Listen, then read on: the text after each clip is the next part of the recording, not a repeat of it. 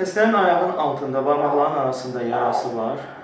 Burada hətta küy eşidə bilirik, amma məsələ küy eşitməyimizdə deyil, çünki ayaq ciddi dərəcədə şişdir, şişə görə belə bir küy eşidirik.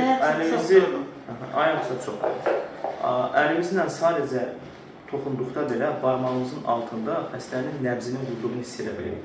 Və məsələn, bu xəstə qismində dəfələrlə bu adama damarların açıqdır, hətta aparatsız belə əlimizin altında nəbzin əlləri dediyimiz halda xəstə yarasına görə yenə istəyir ki, təkidlə gedib anjioqrafiya elətdirsin. Əlimizin altında belə nəbz vurur, ayaq necə od kimi yanır, amma buna baxmayaraq xəstə təkidlə anjioqrafiya etdirmək istəyirəm ki, yanaşması var. Adətən bunu kimlərdə görürük, bəli, bu xəstə kineziyada burada yaxından göstər zəhmət olmasa.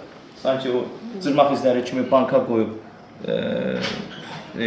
hicam elətdiribdir, gah zəri qoyur, gah nə edir. Yəni bu kimi yanaşmaları olan xəstələrin, eyni zamanda bu kimi yanaşmalar olan xəstələrin bu kimi lazımsız yerə anjioqrafiya filan kimi istəkləri də olur. Və ya kurs kilolarla, litrlərlə sistem axıdırlar damarlarına. Bunları da görürük. Halbuki deyiləndən savayı hər şey etməyə çalışırlar. Beləcə bu xəstələr bir növ çarəsiz bir xəstəliyə çevirirlər. Əslində çarəsiz deyil, özləri öz əllərlə öz taleyini yazırlar.